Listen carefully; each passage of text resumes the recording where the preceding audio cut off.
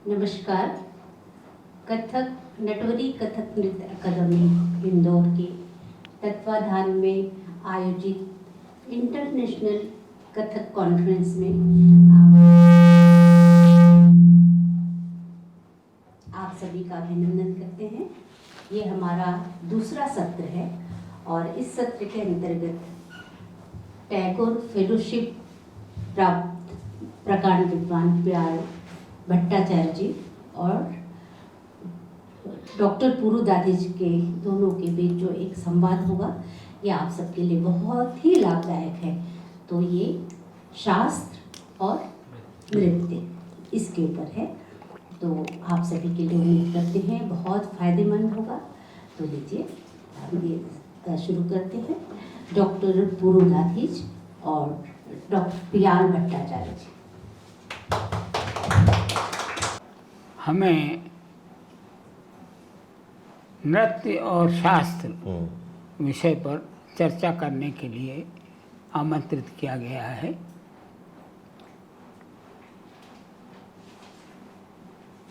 हम अपने ही देश की बात करें तो एक लंबे अरसे से यानी 13वीं शताब्दी से भी पहले से शास्त्र और प्रयोग के बीच खाई बढ़ती गई है। आचार्य सुधा कलश ने संगीतोपनिषद सारोद्धार में इस बात पर खेद व्यक्त किया है और शास्त्रों में कहीं भी इतने इस तरह के शब्द प्रयोगकर्ताओं के लिए नहीं मैंने देखे। उन्होंने स्पष्ट शब्दों में कहा कि काले यस्मिन नर्तका मूर्खा। बहुत मूर्ख नर्तकों को कहना ऐसा और किसी भी शास्त्र ग्रंथ में देखने को नहीं मिला। तो निश्चय ही उस शास्त्रकार के मन में कितना कष्ट हुआ होगा, कितना दुख हुआ होगा, कितना क्षोभ हुआ होगा कि उसने मूर्ख जैसे शब्द का प्रयोग शास्त्र ग्रंथ के अंदर किया। काले यस्मिन नर्त का मूर्खा विद्वान ससाधका नहीं। जो विद्वान है वो अभ्यास नहीं करते, प्रैक्टिस नहीं करते, वो साधना नहीं करते। विद्वान ससाधका नहीं नर्तकान बिना अभ्यास। कोई भी बिना अभ्यास किए नर्तक नहीं बन सकता। और शास्त्रार्थ सिद्धिर न तम बिना, और जब तक प्रयोग न करें तो केवल शास्त्र पढ़ के भी सिद्धि प्राप्त नहीं हो सकती। तो शास्त्र और नृत्य दोनों, जैसा पहले सत्र में एक बहन ने पढ़ा था कि शास्त्र और प्रयोग एक ही सिक्के के दो पहलू हैं। नर्तक के लिए शास्त्र जानना आवश्यक है और शास्त्रकार को प्रायोगिक रूप से जानना जरूरी है।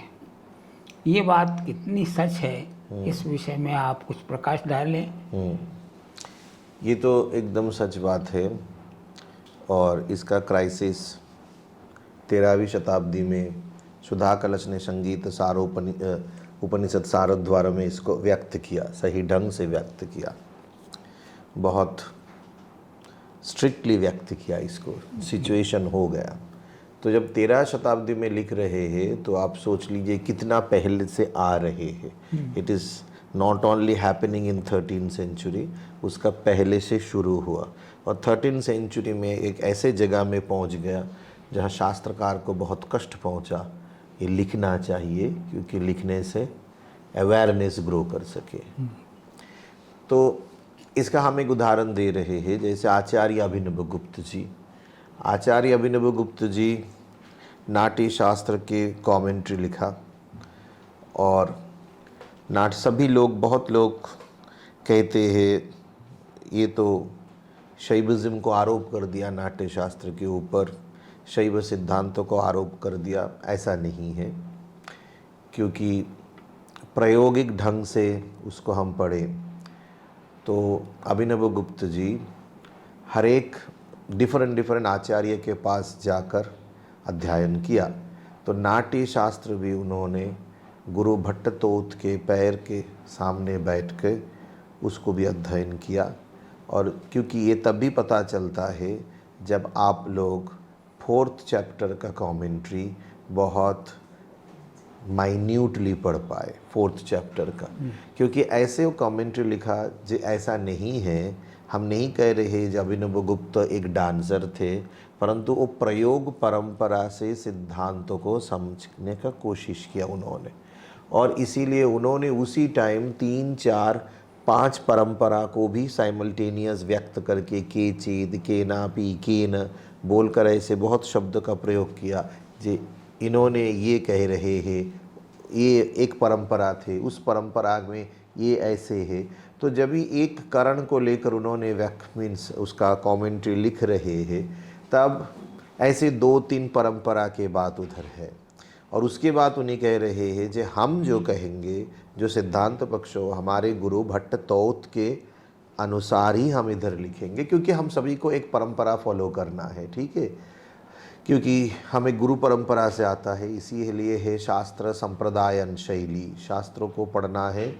तो आज तो एक फैशन बन गया, शास्त्र बुक खरीद लेते हैं, कोई इंग्लिश ट्रांसलेशन नहीं तो हिंदी ट्रांसलेशन नहीं तो बंगाली ट्रांसलेशन, जो ट्रांसलेशन लेते हैं हम लेकर उसको पढ़ना शुरू कर देते हैं। परंतु ये शास्त्र पढ़ने का ढंग नहीं है। शास्त्र कभी भी पढ़ना है तो शास्त्रीय पारंपरिक जो आचार्य लोग हैं उन्हीं के पास जाकर पढ़ना चाहिए।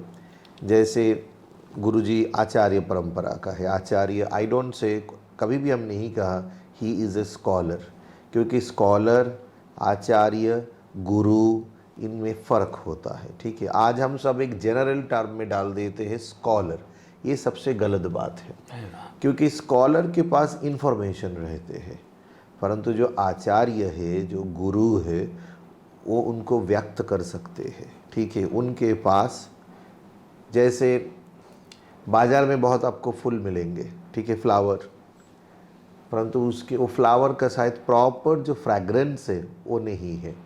परंतु व्हेनेवर वही फ्लावर आप एकदम जो इसका फ्लावर का जो प्लांट है उधर से प्लक करके लाए तो वो फ्रैग्रेंस सबको मिलेगा।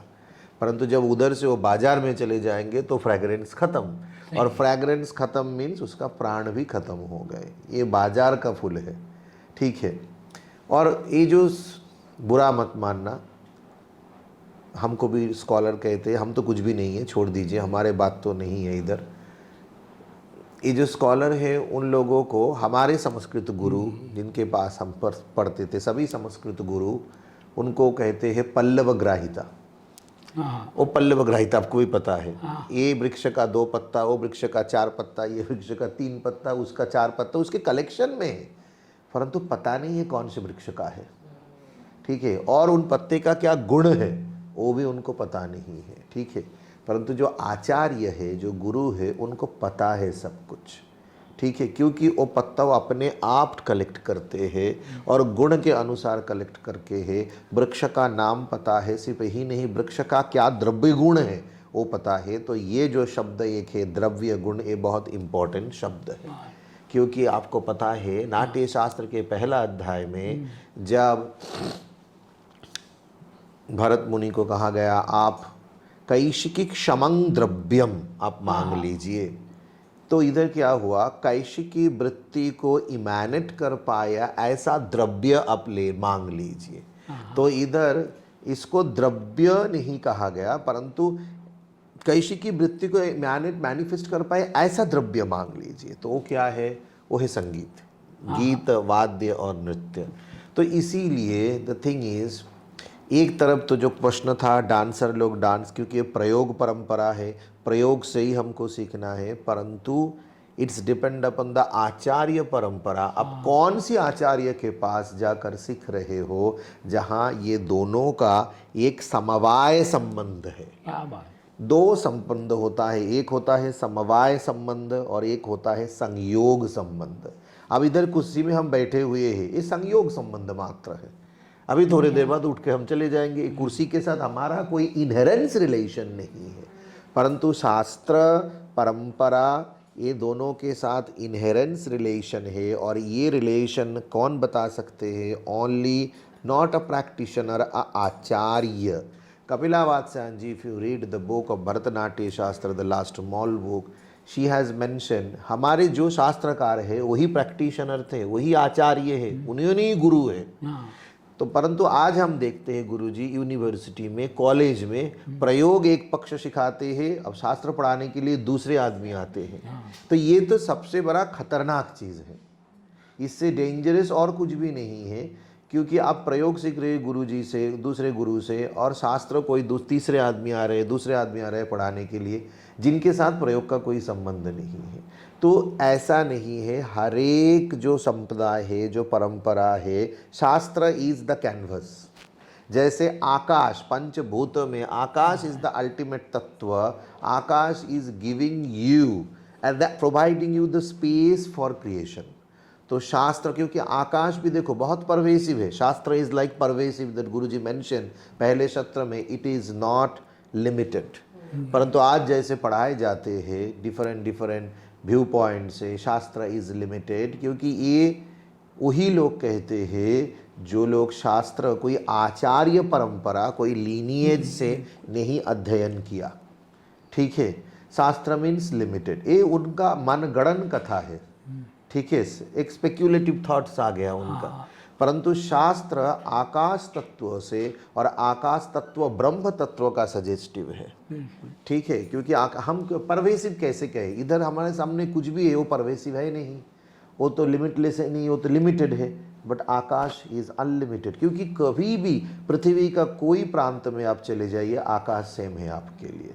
और इसीलिए आकाश शब्द जो ब्रह्म शब्द का, जो शिव शब्द का एक सजेस्टिव है, एक व्यंजना है। तो इसीलिए शास्त्र और प्रयोग मीन शास्त्र और नृत्य ये दोनों एक समवाय संपर्क में है। ठीक है, इसीलिए नाट्य शास्त्र में जैसे नृत्य शब्द का जो बोला, हस्तपाद समायोग नृत्यस्य करणम भवेत्, तो ये बहुत बड़ा सूत्र है। ठीक है, हम सब हस्तपाद समायोग ही तो कर रहे हैं ना। ऐसा एक डांस बताइए जहाँ हस्तपाद का समायोग नहीं है। ठीक है, फोर्सफुली तो नहीं कर सकते ना, क्योंकि हमारे रैंडम क्रिएटिविटी अब हस्तपाद समायोग नहीं करो, हो सकता है डिफरेंट थॉट्स, परंतु जो हमारा परंपरा है और जो यूनिवर्सल ऑर्गेनिक परंपरा है वो है हस्तपाद समायोग। क्योंकि shastra always teach you a organic method, shastra will not teach you a inorganic method, नहीं सिखाते। और द थिंग इज, शास्त्र का काम क्या है? सब कुछ को ब्रह्म में कनेक्ट करना। ठीक है, क्योंकि तुम जो भी कुछ कर रहे हो, कुछ भी फॉर्म कर रहे हो, जैसे हम लोग सोचते हैं, हमको बहुत साल पहले पूछते हैं, अच्छा मणिपुरी में तुम तो वो अभिनय कुछ नहीं है ना, ये तुमको कौन कह दिया मणिपुरी में अभिनय नहीं है? वो लोग अपने ढंग से अभिनय करते हैं, उन लोगों का अंगद ध्वनि से अभिनय करते हैं, और हर एक अभिनय का परंपरा अलग होता है।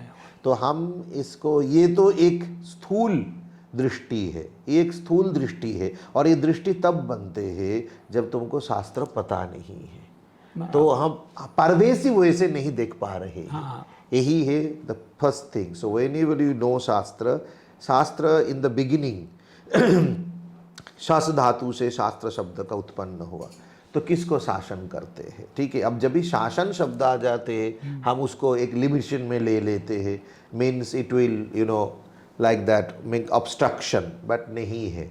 क्योंकि आप शरीर को, बनावट को देख लीजिए, अब कुछ भी खाते पीते जाए तो शरीर नहीं चलेगा, चलेगा क्या? हाँ, तो ये भी तो एक रीति रिवाज है ना। तो सभी में जो हम बोलते हैं, हर एक वेदर का खाना, हर एक वेदर का वस्त्र, हर एक वेदर का लाइफस्टाइल क्यों अलग है? क्योंकि वही ऑर्गेनिक है उस देश काल में। तो शास्त्र यही सिखाते हैं, I am telling it in the pervasive manner. अब तुम्हारे देश काल के अनुसार संप्रदाय, आचार्य परंपरा इसको अपने ढंग से तुमको बताएंगे। तो ये नहीं है जो आज हम देख रहे हैं, ये बहुत दुख का बात है।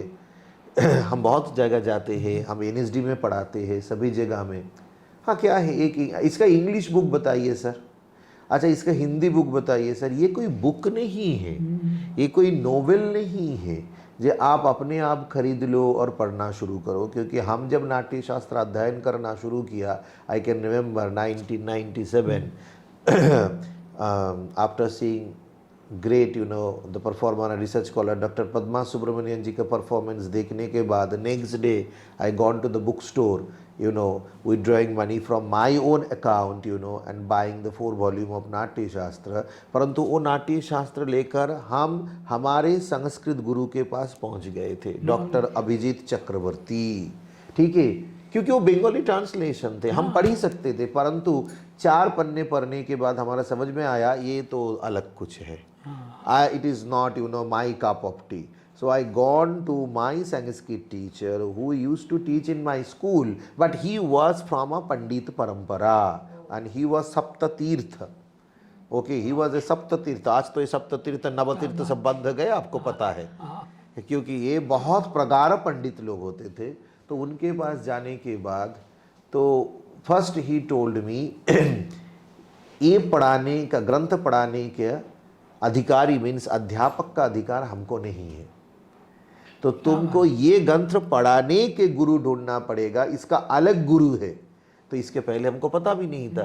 हम बोला हाँ संस्कृत बुक है, चलिए कोई भी संस्कृत आदमी, और प्रगाढ़ पंडित थे, उनके पिताजी बहुत बड़ा पंडित थे, पिताजी के पिता बहुत पंडित थे। बोले नहीं नहीं नहीं नहीं, हम लोग जो पढ़े हुए हैं काव्य, व्याकरण, वेदांत, उपनिषद, सांख्य, ये सब हम पढ़ चुके हैं। परंतु ये काव्य शास्त्र का अंश है, परंतु ये पूरा काव्य शास्त्र नहीं है। इसका रस अध्याय, भाव अध्याय, दश रूपक हम काव्य शास्त्र अध्ययन के समय पढ़ लिया, परंतु ये अलग है।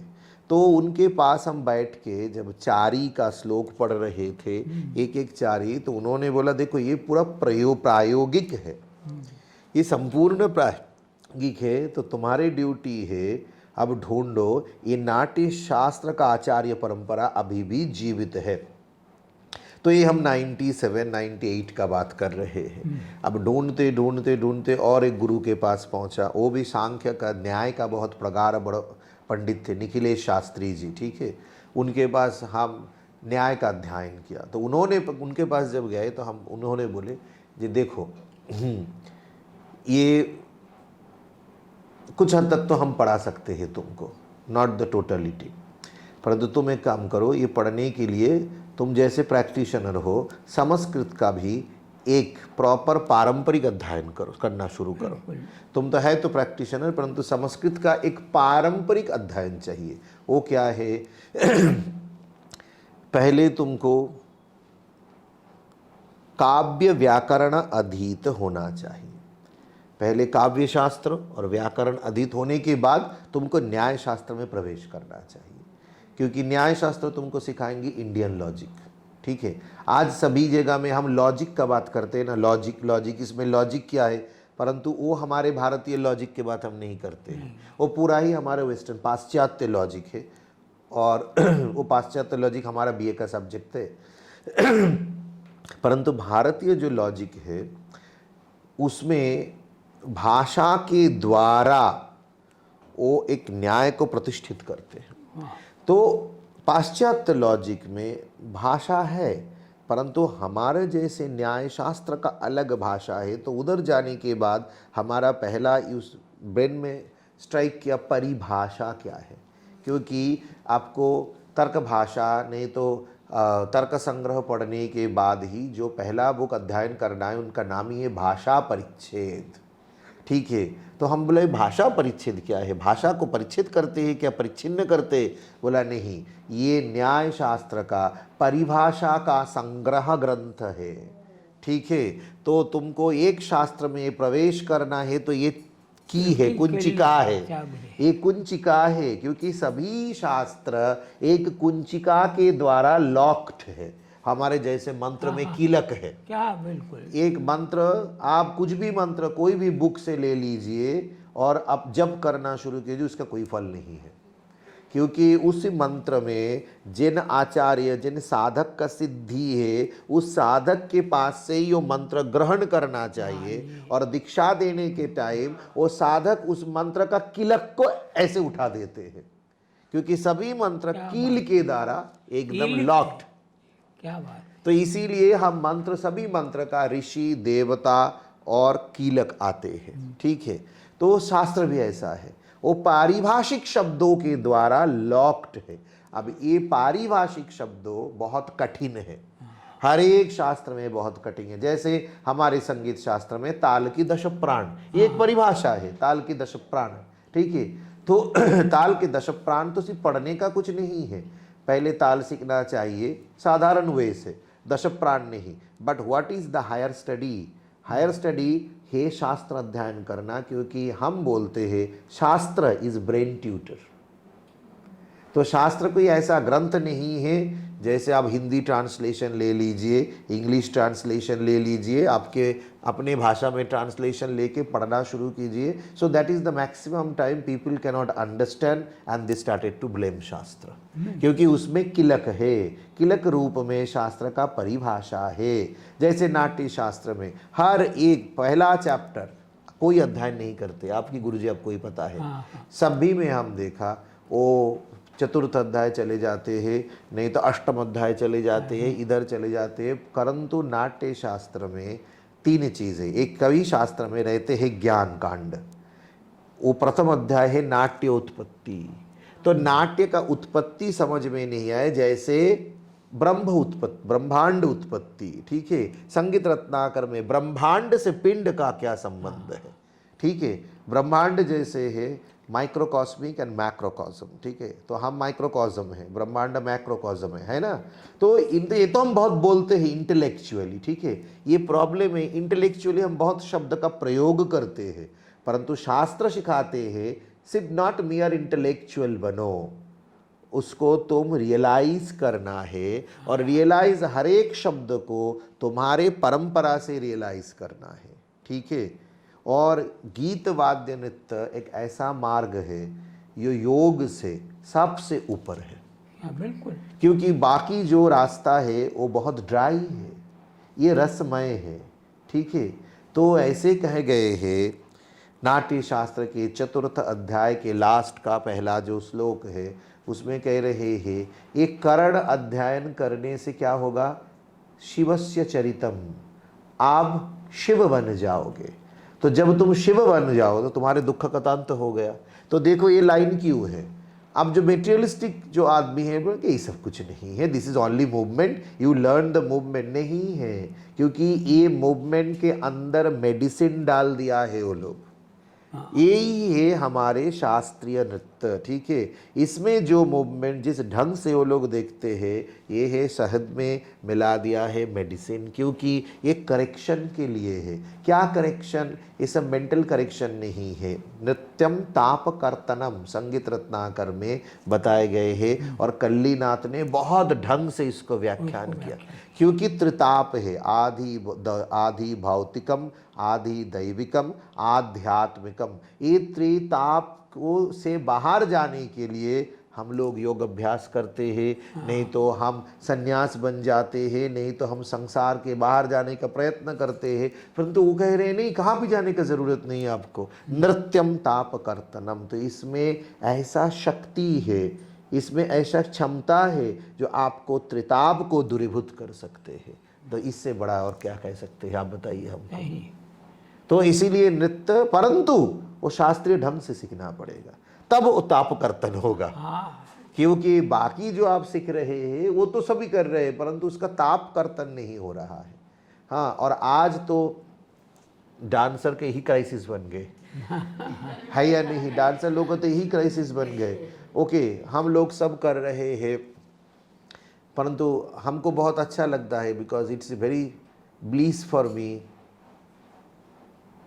बहुत साल से गुरुजी ने कथक शास्त्र के ऊपर काम कर रहे थे, कुछ भी नहीं मिला, परंतु गुरुजी ने अपना काम करते ही गए, करते ही गए, करते ही गए, करते ही गए। इसको कहते हैं कुछ पर्पस के लिए नहीं है, ठीक है। जो करना है जो वो अंतर चेतना से करना है। क्या मिला क्या नहीं मिला, एक दिन मिलेगा, मिलना ही है सब, परंतु आज हम मिलने के लिए करते हैं, यही डिफरेंस है। ठीक है, क्योंकि कथक जो ऐसे सब्जेक्ट है किसी की इमेजिनेशन भी नहीं है, वो में शास्त्र होता है क्या? क्या अद्भुत बात है, अद्भुत शब्द प्रयोग करते हैं। क्या शास्त्र है इसमें? शास्त्र तो सभी भरतनाट्यम में ही है। ये बहुत स्टीरियोटाइप मेंटालिटी ले लिया। और आज जितने लोग पेपर पढ़ रहे हैं, पीएचडी कर रहे हैं, यूनिवर्सिटी सब शास्त्र के ऊपर कर रहे हैं, तो एक दिन आएगा नेक्स्ट आफ्टर 5 years और 10 years हम लोग भी इतना ही समृद्ध हो जाएंगे शास्त्र को लेकर। क्योंकि नॉर्थ इंडिया से तो हम शास्त्र के ऊपर काम बहुत कम होता है, आपको पता ही है। बिल्कुल सही है एकदम, क्योंकि पंडित लोग हैं परंतु प्रयोग से उनका कोई संबंध नहीं है।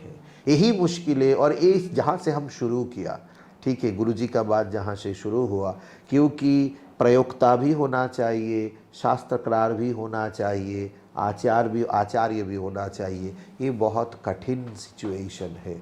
ये लाखों में एक नहीं, शायद 10 लाख में एक हो सकता है। एक यही है अल्टीमेट। ठीक है, क्योंकि अजय चक्रवर्ती जी ने उन्होंने बताया एक सेमिनार में, हमारे क्लासिकल आर्ट में जो शास्त्रीय है उसमें तुमको गुरु बनना पड़ेगा, क्योंकि तुम गुरु नहीं बनोगे तो यू कैन नॉट टीच। जैसे हमारे मंत्र दीक्षा में, जैसे हमारे योग दीक्षा है, योग दीक्षा कौन दे सकते हैं? सिर्फ आचार्य दे सकते हैं।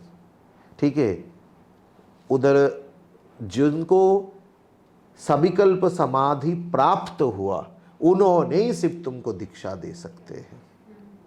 ठीक है, नहीं तो दीक्षा देने के अधिकार नहीं है। कितना अच्छा ढंग है देखिए, क्योंकि दीक्षा देने के बाद तुमको क्रिया देना है, और क्रिया तुम करते जाओगे उसका तो फल आना शुरू होगा। हर एक क्रिया का फल है, तो गुरु के साथ कंसल्ट करके ही वो क्रिया करना है तुमको, अपने आप क्रिया। तो यही है जो शास्त्र और नृत्य का संबंध, समवाय संबंध है। ये कोई संयोग संबंध है नहीं। तो शास्त्रीय नृत्य जब हम अभ्यास करते हैं तो शास्त्र, पहला क्वेश्चन होना चाहिए, शास्त्र कहाँ है? क्यों हम इसको शास्त्रीय कह रहे हैं? कौन से एंगल से ये शास्त्रीय है? तो शास्त्र को ढूंढना चाहिए, और शास्त्र के साथ साथ आचार्य को भी ढूंढना चाहिए। ठीक है, और आचार्य मिल गया तो बस। बराबर, बहुत अच्छी बात कही। अभी यार दादा ने बहुत संक्षेप में और नृत्य तत्वों को और उसकी परंपरा को, परंपरागत शिक्षण को बहुत अच्छे से समझाया है।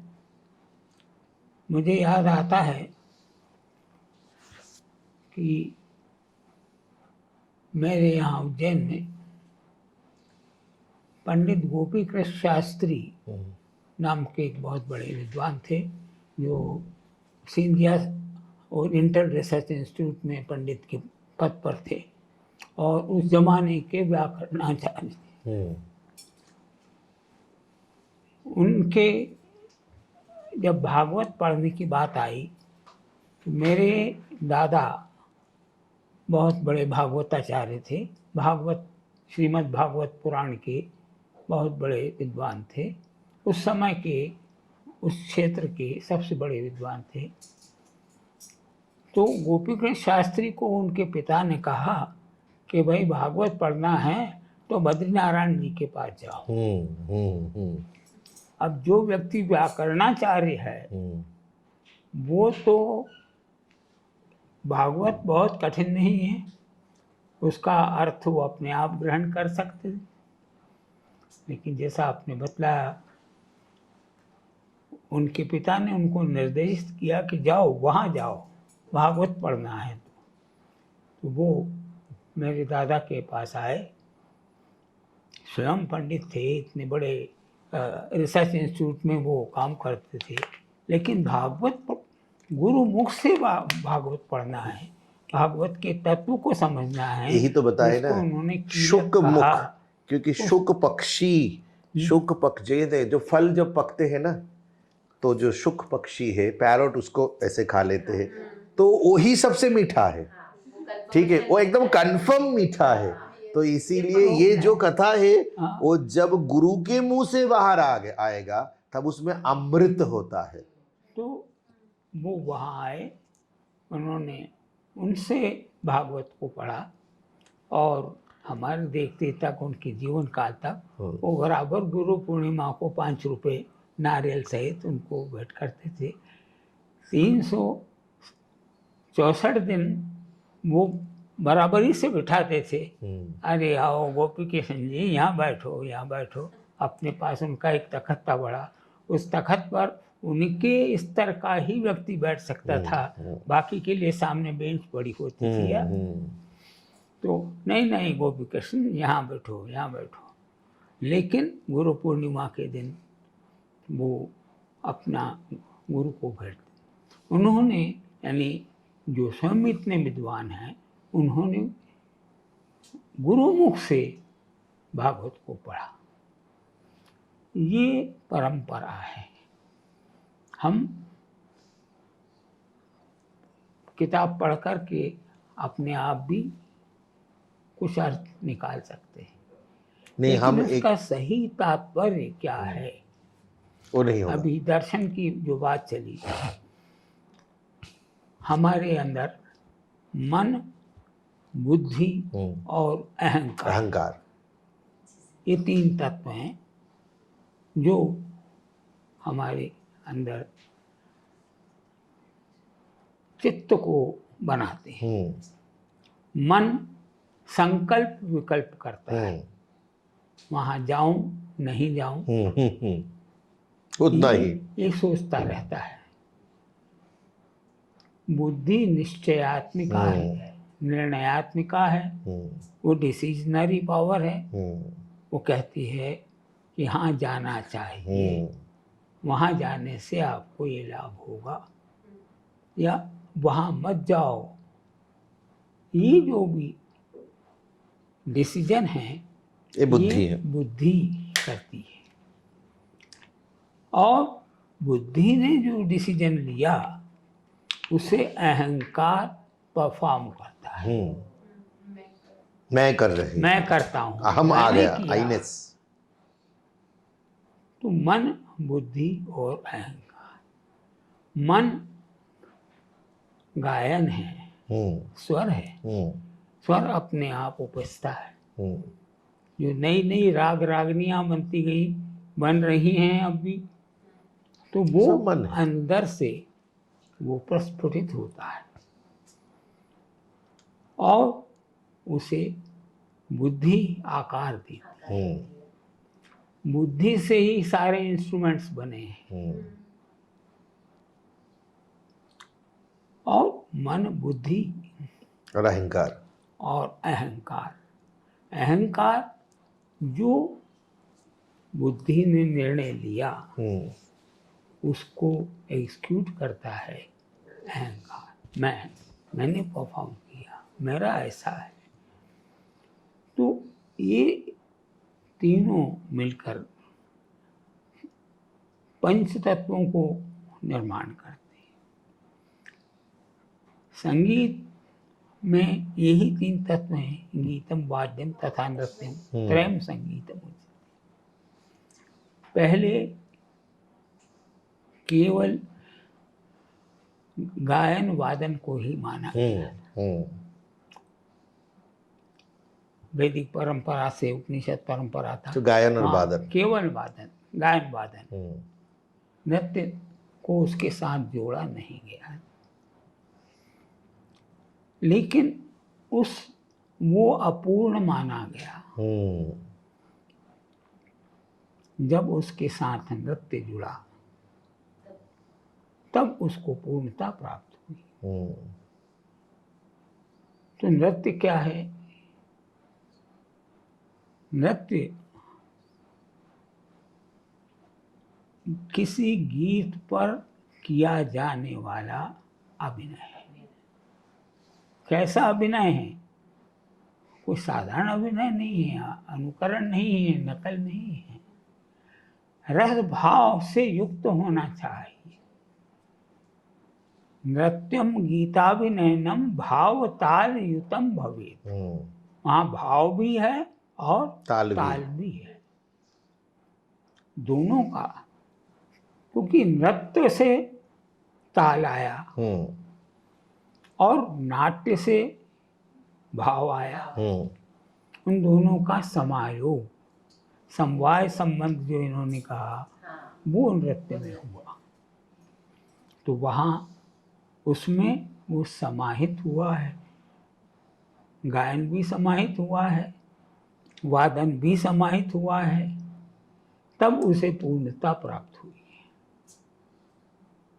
तब वह संपूर्ण संगीत कहलाया है। सम यानी साथ में, गीत के साथ में जो किया जाए। नाट्य और नृत्य, भरत ने ब्रह्मा से नाट्य की शिक्षा ग्रहण की और शिव से नृत्य की शिक्षा ग्रहण की। इसीलिए नाट्यशास्त्र के आरंभ में अपने इन दोनों गुरुओं को ही उन्होंने प्रणाम किया है। पितामह और महेश्वर को, पितामह महेश्वर। विष्णु को डायरेक्ट रूप से प्रणाम नहीं किया गया। वो थोड़ा प्रक्षिप्त है, प्रक्षिप्त नहीं, आक्षिप्त है। वो भी क्यों? उसका भी कारण है। उसका भी कारण है। ब्रह्म जो विष्णु है वो, नाट्यशास्त्र आप पढ़िए, वो कैशिकी वृत्ति के जनक है।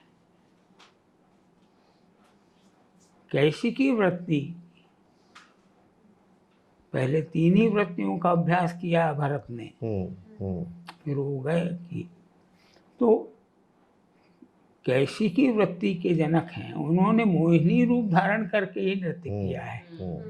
जब भी आवश्यकता पड़ी तो मोहिनी स्वरूप धारण किया, उस मोहिनी स्वरूप को धारण किया, उसके द्वारा उन्होंने जो लीला की उससे कैशिकी वृत्ति उत्पन्न हुई। और इसी से ये जो मोहिनी रूप धारण कर लिया, क्योंकि हमारे नोशन में क्या है, विष्णु पुरुष है। तो पुरुष नारी मूर्ति ले लिया, तो इससे नाट्य धर्मी भी आ गए। तो जिसमें कैशिकी वृत्ति जितना अधिक है वो उतना अधिक नाट्य धर्मी भी है। ठीक है, ये भी देख लीजिए, बहुत लॉजिकल है। तो अब ये जो इस तरह की जो रहस्य की बातें हैं, ये गुरु परंपरा से और संप्रदायगत जो ज्ञान है उससे ही प्राप्त हुआ। हमारे अतीत में बहुत से संप्रदाय, बहुत से मतांतर पैदा हुए हैं। जैसे दर्शन की शाखाओं का बहुत निरंतर विकास हुआ। सबसे पहले योग आया। क्यों? क्योंकि शरीर माध्यम खलु धर्म साधनम। बस किसी भी धर्म का, किसी भी कार्य का साधन तो शरीर है। तो पहले शरीर को स्वस्थ बनाओ, आगे की बात बाद में करना, पहले शरीर को। तो स्मृति की एक बात याद आ गई। ग्वालियर में एक बहुत बड़े गायक थे, उनके पास कोई गाना सीखने गया तो उन्होंने पूछा कि कितना दूध रोज पीते हो? साहब दूध तो सुबह शाम एक गिलास दूध पी करके गाना सीखने आया।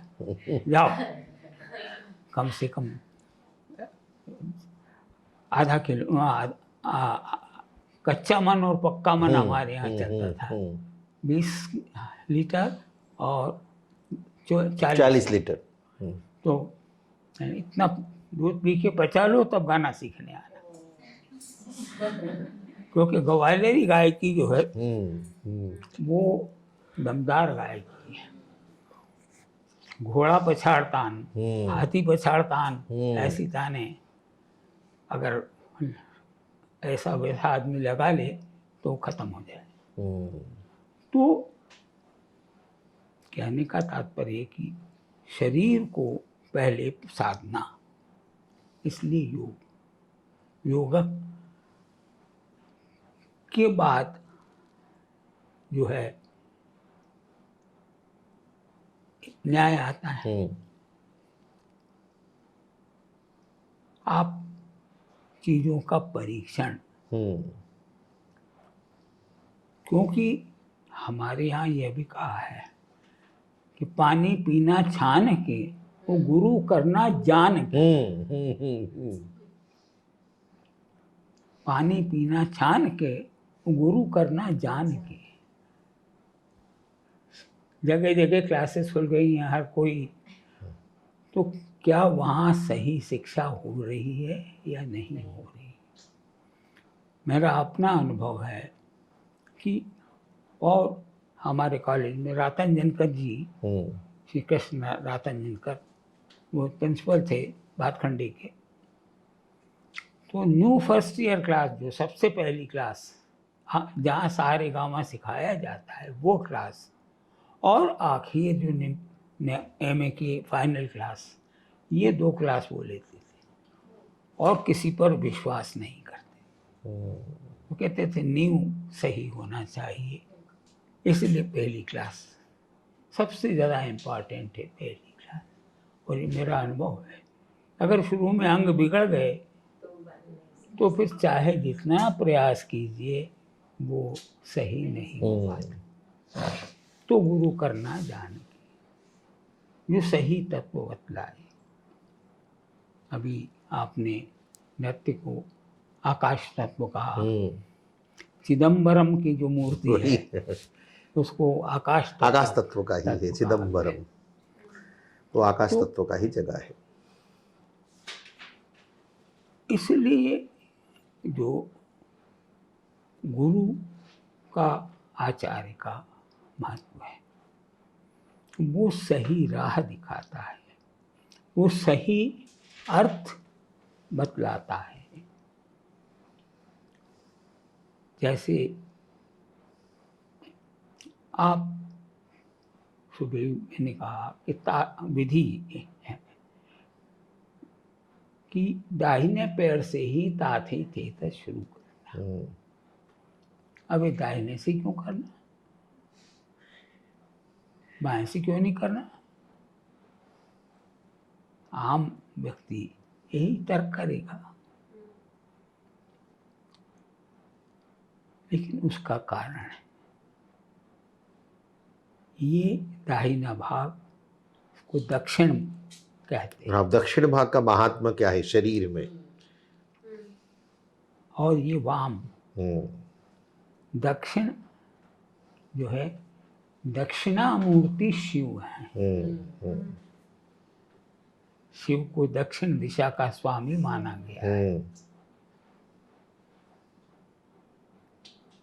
और नृत्य शिव से उत्पन्न है।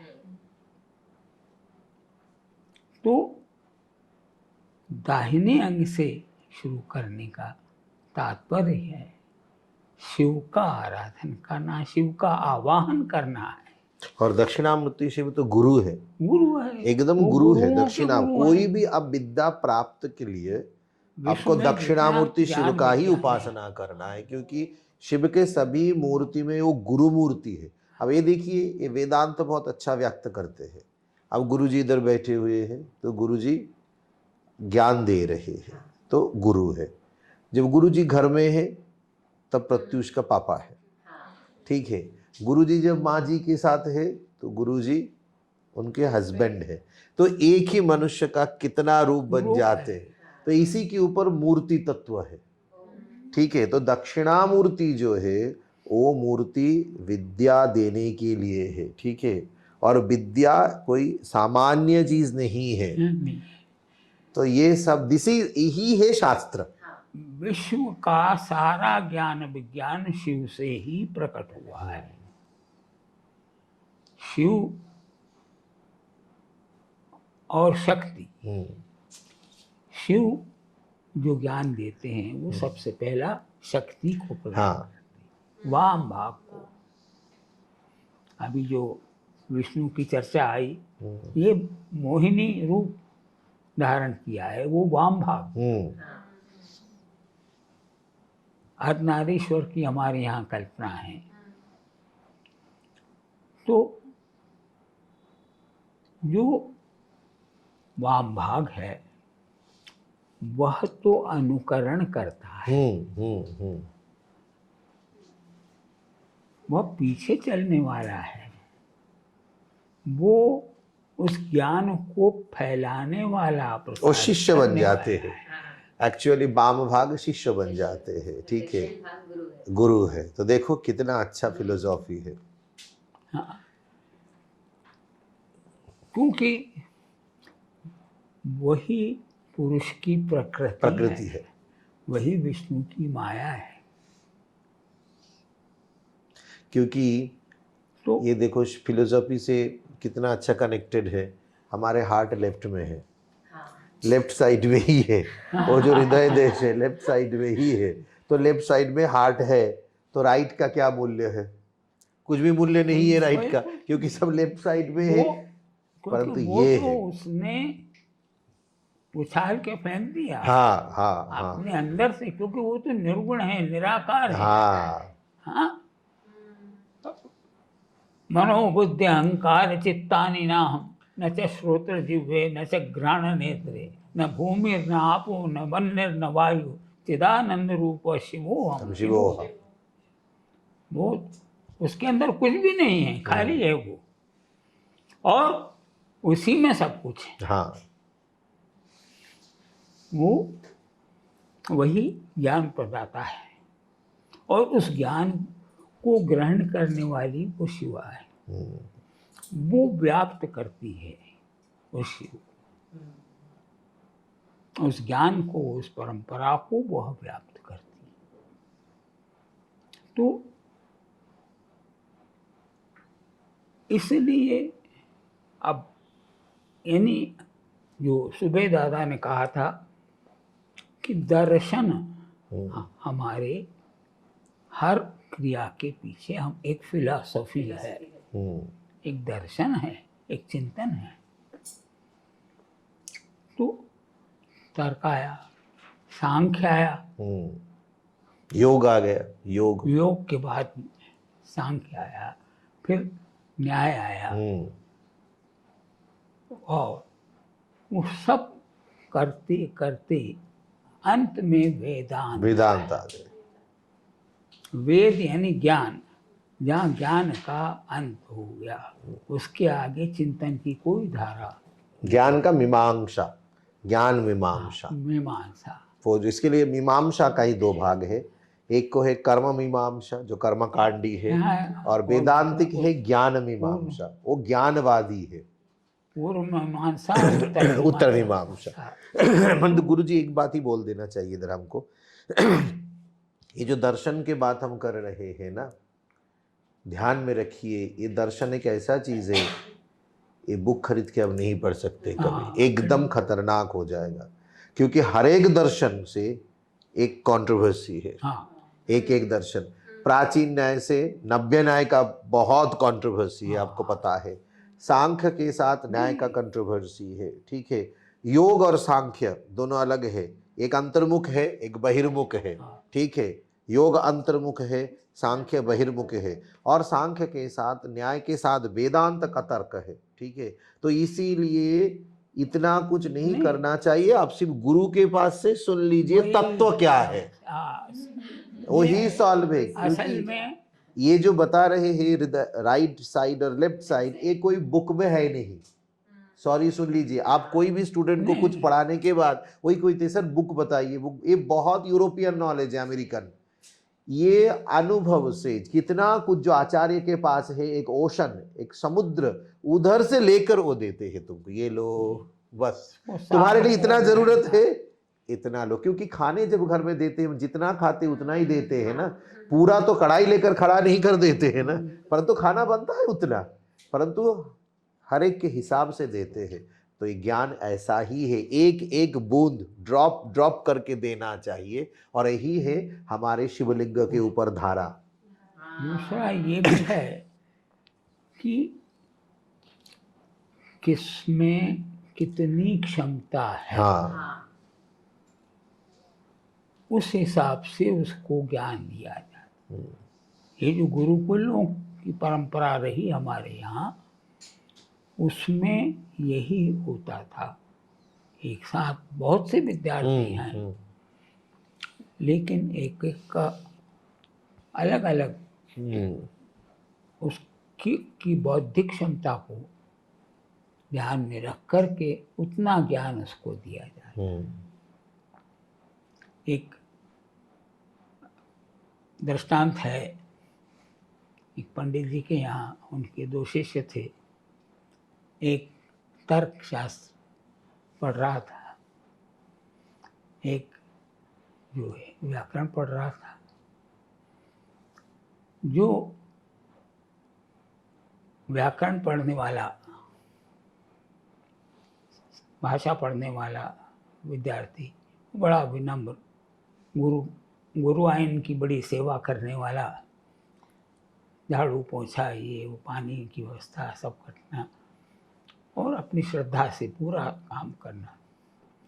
तर्क वाला थोड़ा चंचल प्रकृति था, तो गुरुआइन ने एक दिन गुरुजी से कहा कि हम देखते हैं कि ये इतना श्रद्धालु है, इतनी सेवा करता है, लेकिन आप इस पर ज़्यादा ध्यान नहीं देते, और वो आपको बड़ा प्यारा है जबकि वो बड़ा मक्कार है। तो उनका ऐसा नहीं, जो जिस योग्य है, जिस स्तर पर है, मैं उस हिसाब से उसको ज्ञान दे रहा हूँ। मानी नहीं गुरु आइन, तो उनका अच्छा आज परीक्षा कर लेते हैं। उन्होंने पट्टी के ऊपर, उस समय तो पट्टी और वो चलता था, उस पर लिख दिया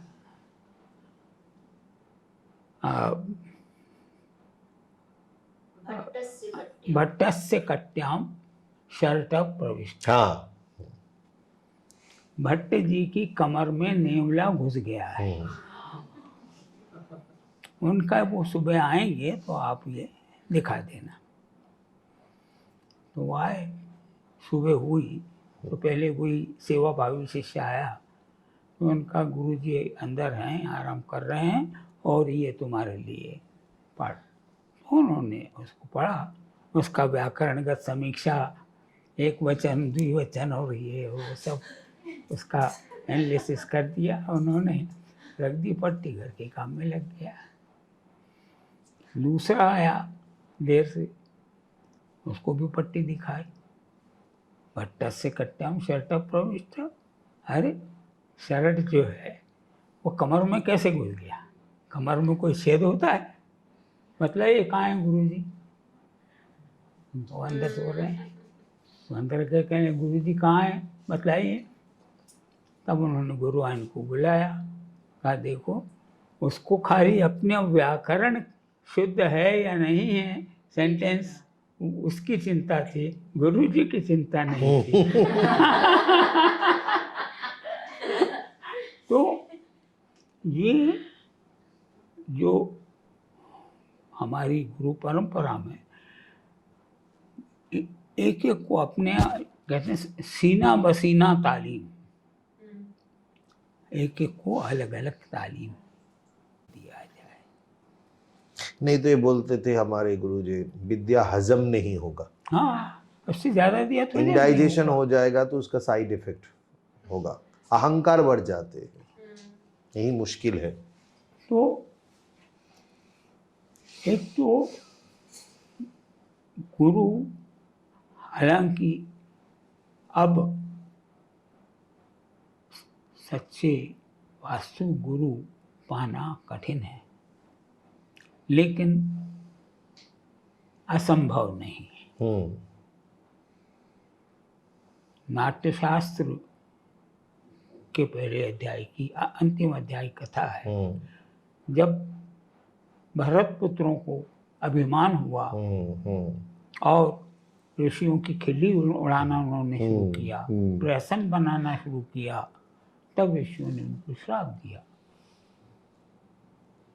कि तुम सब जाओ पृथ्वी पर शूद्र हो जाओ, और जिस विद्या के बल पर तुम इतना अहंकार कर रहे हो वो नष्ट हो जाएगी।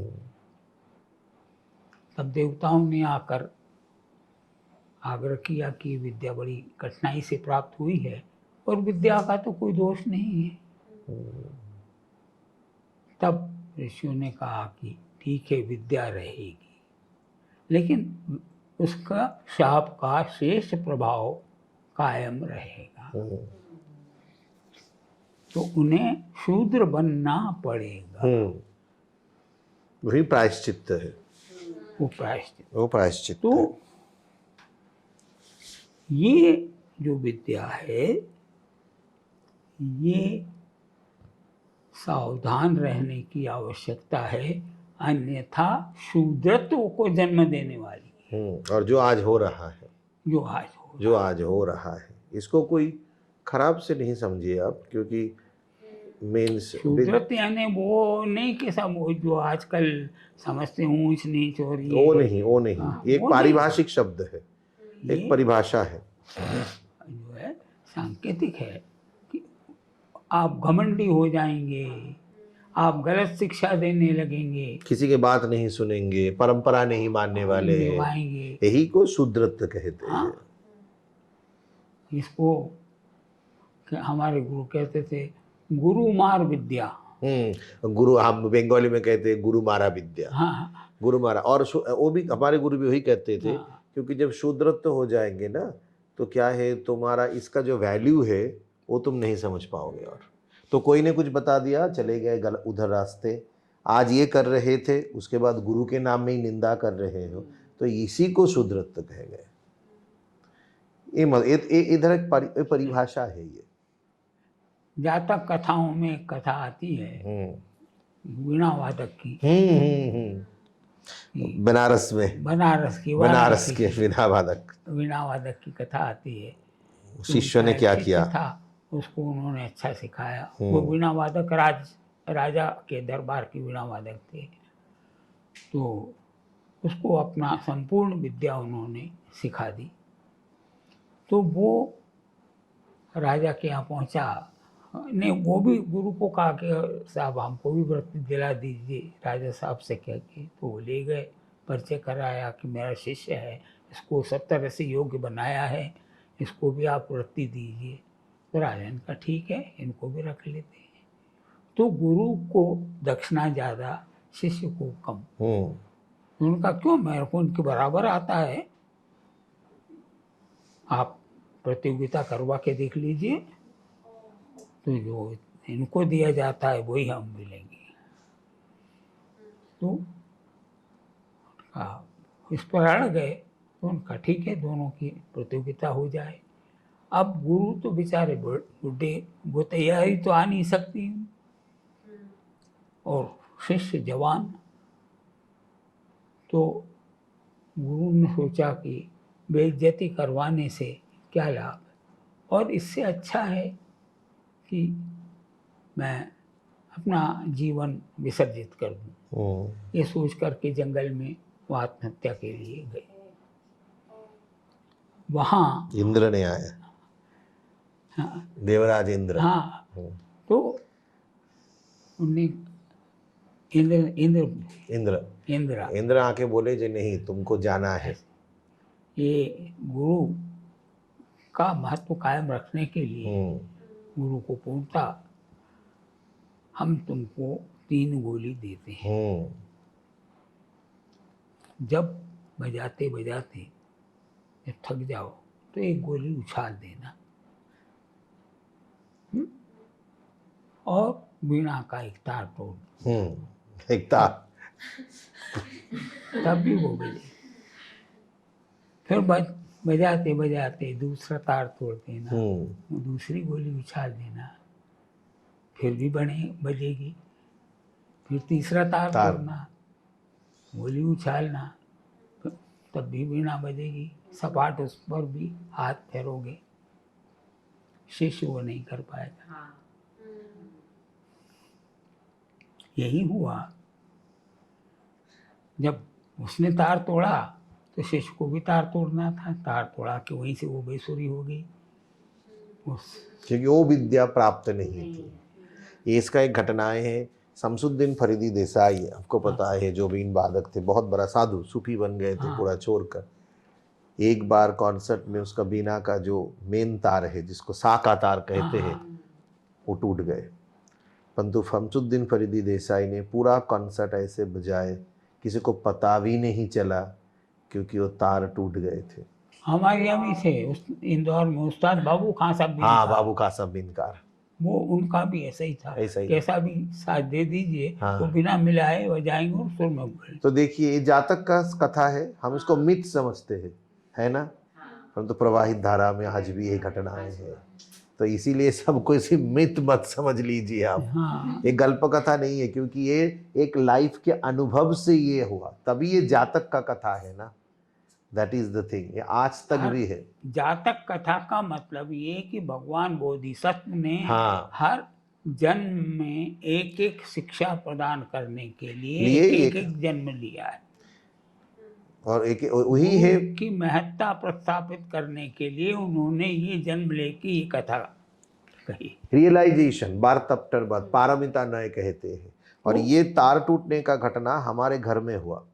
हमारे स्टूडियो में जो हमारे सुर श्रृंगार का गुरु है आनंद बैनर्जी, उनके साथ हमारे स्टूडेंट, हमारे ऐसे शायक बीना और सुर श्रृंगार का कॉन्सर्ट।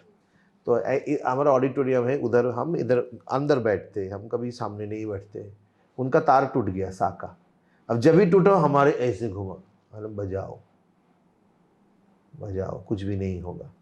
पूरा बाकी कॉन्सर्ट विदाउट सा के तार से उन्होंने बजाए। हालांकि ये कभी नेगेटिव नहीं है, ये तुमको नेचर शिक्षा देने के लिए, आर्टिस्ट बनाने के लिए परीक्षा ले रहे हैं, तो इसको स्वीकार करो। ऐसे शाह का तार टूट गया, हम भ्रांग हो गया, क्या इधर हमारी तरफ देखा, बजाओ। क्योंकि ये जो घटनाएं आज गुरुजी बोल रहे हैं, ये कहाँ काम में आते हैं, आप पता चला। तो इसीलिए हमारे हरेक शिक्षा के साथ एक पारंपरिक स्टोरी है, क्योंकि वो जब घटना तुम्हारे लाइफ में आएगा, वो स्टोरी से ही तुमको शिक्षा प्राप्त होगा, और तब तुमको रियलाइजेशन उस स्थिति को कैसे संभालो, कैसे आप जो है अपना वादन या नर्तन जारी रखेंगे। ऐसी नृत्य के क्षेत्र की भी कई कथाएं हैं। महाराज कृष्ण कुमार लंदन में नाच रहे थे और वो तलवार पर कर रहे थे, तो वो बाकी तलवार ऐसी टेढ़ी होती है, एक सीधी होती है। अब आप लोग तो लड़कियां हैं, लेकिन आप जानते हैं कि सीधा खड़ा वार होता है तो नहीं कटता है, थोड़ा सा टेढ़ा अगर वो तो कट जाएगा, तो कट सकता है। तो उनका पैर कट गया, खून लहू लुहान हो गया, लेकिन उस हालत में भी उन्होंने परफॉर्मेंस कंप्लीट किया। ऐसे कई जीवन में घटनाएं होती हैं, उनको कैसे फेस करना है, ये सारा जो नेगेटिव साइड, पॉजिटिव साइड, ये सारा गुरु बतलाता है और गुरु का सहवास बताता है। इसलिए हमारे यहाँ पर जो गुरुकुल की परंपरा है, आज नाम तो गुरुकुल बहुत सब जगह लिखा हुआ है, क्योंकि सब लोग गुरु नहीं बन सकते, ये प्रॉब्लम है। ना तो टीचर बन सकते हैं, गुरु नहीं बन सकते, और न ही वो गुरु का सहवास करते हैं। 24 घंटे गुरु के साथ कब क्या मिल जाएगा इसका कोई, तो गुरुमुख के अलावा शास्त्रों में नहीं कहा है, संप्रदाय कुछ भी नहीं है। गुरुमुख से ही होना चाहिए। गुरुमुख। जैसे आज माता जी ने बताया ना, रूह, वो जो शब्द बताए यही है, शास्त्र तो है पारिभाषिक शब्दों के द्वारा, यही है शास्त्र, संप्रदाय और शैली। क्या बात। क्योंकि शास्त्र तो है, परंतु शास्त्र का अध्ययन करने के लिए आपको संप्रदाय के पास जाना है, क्योंकि वो सब जो परिभाषा है, परिभाषा कठिन शब्द मेटा रूल्स है, और मेटा रूल्स को आपके इंटेलेक्ट ग्रास्प कर सके ऐसे वर्ड से वो गुरु लोग बताते हैं। क्योंकि वो कब बताते हैं, देखो रामकृष्ण परमहंस देव ने बताए, वेदांत तो आप पढ़ लीजिए, परंतु if you are not studying Ramakrishna Paramahamsa you can not realise Vedanta, क्योंकि वो बहुत एकदम लुसिड शब्द के द्वारा तत्व को बता सकते हैं। तो यो रियलाइज्ड है, संप्रदाय रियलाइज्ड है। ठीक है, आज संप्रदाय शास्त्र को कैसे सिखाते हैं, एक शैली को तो लेना ही पड़ेगा, क्योंकि हमारा जो शरीर है इसमें तो शैली है या नहीं। आपका शैली अलग है, हमारी शैली अलग है, देखने का, सोचने का, कर्म करने का शैली तो अलग है। तो ऐसा नहीं है विदाउट शैली you can not learn. Now very modern एक जगह बन गए हैं, नहीं नहीं शैली इज ऑल्सो, पहले तो शास्त्र था, अभी शैली क्यों सीख रहे हो, शैली एक पैटर्न बना देंगे। तो हम लोग तो है ही एक पैटर्न, है या नहीं। हमारे खाद्याभ्यास अलग है, हमारा देखने का, सोचने का तरीका अलग है, और विदाउट शैली आपको भी सीख नहीं सकते। क्योंकि जब आप माँ के कोख से बाहर आ रहे तभी तो रूप प्रदान हो गए आपके उधर, तभी तो मूर्ति बन गए आप। तो पहला ही जो आपका खड़ा रहने का अंदाज है सौष्ठव। हाँ, सौष्ठव। अब सौष्ठव को कथक में भी बरता गया, भरतनाट्यम में भी बरता गया है, अन्य शैलियों में भी बरता है। लेकिन वही जो आप शैलीगत कहिए, संप्रदायगत कहिए, अंतर है। कथक में सीने को उबार करके ऐसा रखते हैं, भरतनाट्यम में रिक को थोड़ा सा और पैर को फैला करके इस तरह से खड़े, वही सौष्ठव है। लेकिन उस सौष्ठव की अभिव्यक्ति संप्रदाय से अलग अलग हो जाए। अब भरतनाट्यम वैसा ही करेगा, जिस गुरु के पास भी सीखने जाएंगे वो वैसा ही शुरू करेगा। कथक किसी से भी सीखने वैसा ही शुरू करेगा, वो उसी को फॉलो करेगा। ये संप्रदायगत है, ये शैलीगत है। तो शैलीगत या संप्रदायगत जो एक क्रम निर्धारित है, उसका विच्छेद नहीं होना चाहिए। ये विच्छेद एक बार हो गया तो बस खत्म। पहचान जो है वो उसी से आती है, आइडेंटिटी। शैली को हमारे यहाँ इसलिए उस पहले तो जो पुरानी परंपरा या गुरुओं के घर में रह कर के सीखने की जो परंपरा थी, तो उसमें पहले तो कई माह तक कहते थे खाली सुनो। श्रवण, पहले श्रवण सुनो। नवदा भक्ति में भी यही पहला है, नवदा भक्ति में कीर्तनम पहले सुनो बस। ओरिएंटेशन जिसको हम कहते हैं ना, जो ओरिएंटेशन। और फिर सिखाना जब तालीम शुरू हुई,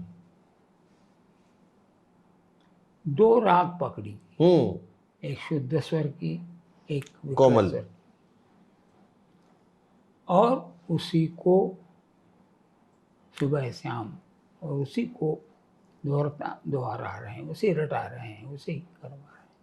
पहले जमाने में तो गुरु लोग राग सिखाने के पहले स्वर नहीं बताएंगे, और कुछ भी नहीं बताते, राग का नाम भी नहीं बताएंगे, कुछ नहीं बताएंगे, बस जो हम कर रहे हैं वो इसको रियाज किए जाओ, बस एक बस हम यही किया। एक बड़े उस्ताद थे, हम्म, अनफॉर्चुनेटली वो एक्सपायर हो गए। उनका एक उतना ही प्रसिद्ध शिष्य था, उसके पास अपने लड़के को लेके गई माँ कि भाई ये इसको आप सिखाओ अपने उस्ताद से जो सीखा। मैंने कहा ठीक है छोड़ जाओ।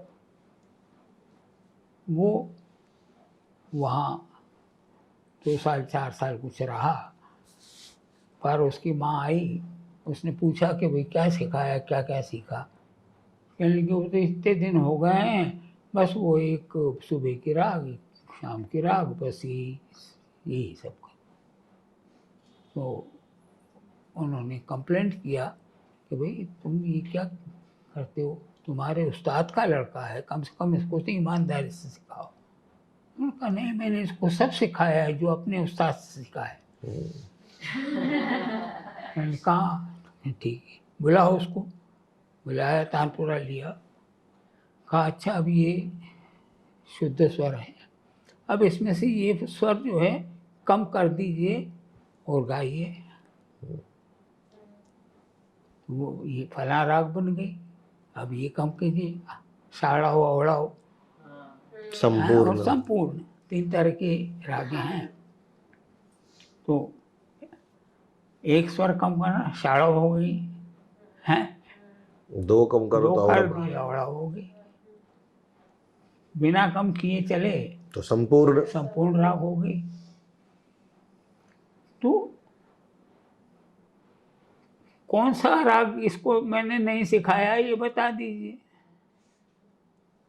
तो खाली स्वरों का वो ही नहीं है, उसमें जो कलाकारी की जाती है, उसमें जो लयकारी की जाती है, उसमें जो ओ, सारा जो ताने हैं, जो भी उसका आलापचारी है, जो तत्व हैं, वो किसी एक राग 2 राग के माध्यम से सिखाया जाए। पारंपरिक शिक्षा ये रही। और जब तक शिष्य पूर्ण रूप से वो समर्थ ना हो जाए तब तक उसको मंच नहीं दिया जाता। आजकल तो क्लास में भर्ती करने आए, उसी दिन पूछते हैं कि साहब ये कितने दिन में सीख जाएगी, उसको प्रोग्राम कितने में कब चलने ले जाएंगे। पुराना ये था कि उसको एहसास ही मत होने दो। तो इसीलिए हमारे भी गुरु परंपरा में परीक्षा के बंदोबस्त नहीं थे ना, जो हम संस्कृत भी पढ़ते थे। हाँ, क्योंकि हमारे जो गुरु है न्याय दर्शन का, उन्होंने बोला हमारे 3 साल का ही कोर्स है पश्चिम बंगाल में, आद्य मध्य और तीर्थ। हाँ, आद्य मध्य 6 साल के बाद, साल 3 का कोर्स 3 साल का है, हाँ, 6 साल अध्ययन करने के बाद, आद्य मध्य देने के बाद अब गुरु बताएंगे तीर्थ तुम कब दोगे। क्योंकि ऐसा नहीं है हर एक साल परीक्षा देते जाओ और सर्टिफिकेट कलेक्ट करते जाओ, क्योंकि ज्ञान को पूरा प्राप्त होना चाहिए, ठीक है। और हर एक ज्ञान हमारे क्या है, वो जैसे तर्क तुम सीख रहे हो ना, तर्क करने के लिए तो परिषद में जाकर एक सब्जेक्ट लेकर उसको तर्क के द्वारा तुमको सिद्धांत प्रतिष्ठा करना है, तब तुम बना तार्किक। नहीं तो हम तर्क पढ़ेंगे, अब MA सर्टिफिकेट ले लिया, अब तो आज तो यही चलते हैं ना, हाँ, आज यही चल रहे हैं। परंतु ये है ठीक है, हम इसको खराब नहीं कर रहे हैं, सर्टिफिकेट लो, जमाना बदल गए हैं। परंतु ये भी सोचो that is the awareness that विद्या हमको प्राप्त हुआ या नहीं, ठीक है। जैसे हमको अभी तक प्राप्त नहीं हुआ, हमको तो सभी फेलोशिप मिल गया, सब मिल गया लाइफ में, ठीक है, वो एक सरफेस एरिया है। परंतु ये एक बार तुम सोच लिया ना, प्राप्त हो गया, तो तुम्हारी जर्नी खत्म, एकदम खत्म हो गया। और भी उसको क्लैरिफाई करते करते हम जा रहे हैं। तो इसीलिए शास्त्र, आज जो यही जो हम चर्चा कर रहे हैं, इसका मूल विषय है शास्त्रों को चर्चा पर तक ले आना चाहिए। चर्चा तक नहीं है तो ही मुश्किल है। अभी शास्त्र चर्चा नहीं होते हैं। हाँ भाई, ये तो आज की नृत्य जगत का दुर्भाग्य कहिए, कष्टप्रद बात कहिए कि यहाँ चर्चा होती ही नहीं। बस वो क्यों कि हमारे जो गुरुजन हैं वो अशिक्षित हैं, आधा अधूरा ज्ञान लेकर के वो गुरु बन कर के बैठ गए हैं। अपनी कमजोरी को छुपाने के लिए वो अनुशासन का डंडा पछीटते रहते हैं। बस हमने कहा वो करो, बेकार की बातें हैं, थ्योरी तो छोड़िए, हम जो कहते हैं वो करिए। ये जो बड़ा कारण है जो आपने कहा कि शास्त्र चर्चा नहीं करते, और हमारे पाठ्यक्रमों में भी अब तो सब जगह लागू हो गए पाठ्यक्रम, पर जो चीज़ें होना चाहिए वो नहीं। अभी वो कथक केंद्र का इन्होंने बनाया पाठ्यक्रम देखा तो वहाँ एस्थेटिक्स और फला और सारे पाठ्यक्रम में रखे गए हैं, लेकिन जो मूलभूत चीज़ें हैं, रस है, भाव है, अनुभव है।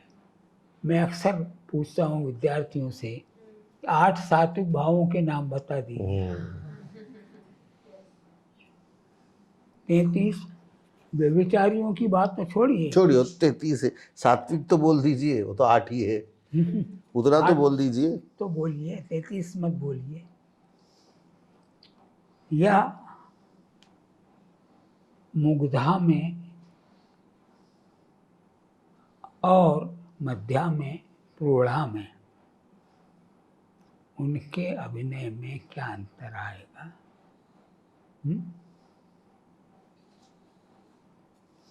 काहे को मेरे घर आए हो फेमस ठुमरी है। अब ये मध्या है, प्रगल्भा है, मुग्धा है, कौन सी है और उसका अभिनय किस प्रकार होगा?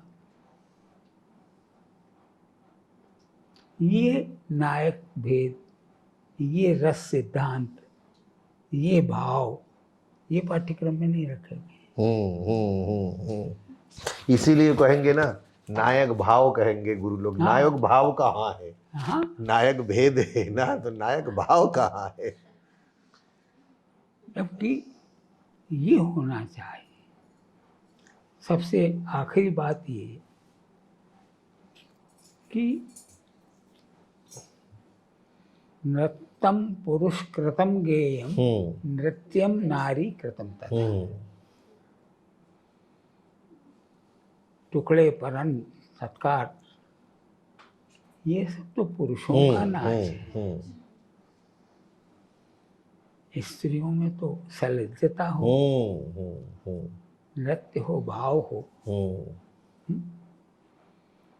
अब उल्टा हो गया है।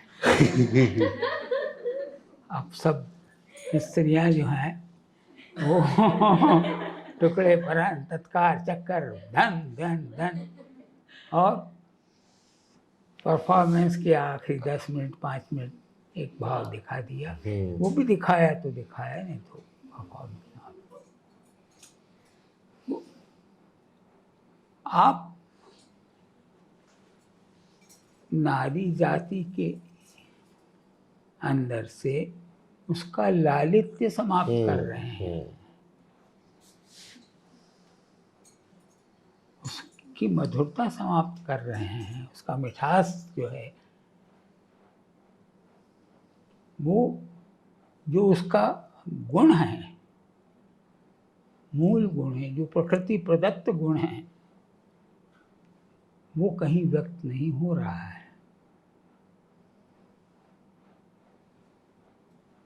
और न उसको हमने अपने पाठ्यक्रमों में स्थान दिया है कि उसके बहाने ही कम से कम थोड़ा उसको ज्ञान मिले।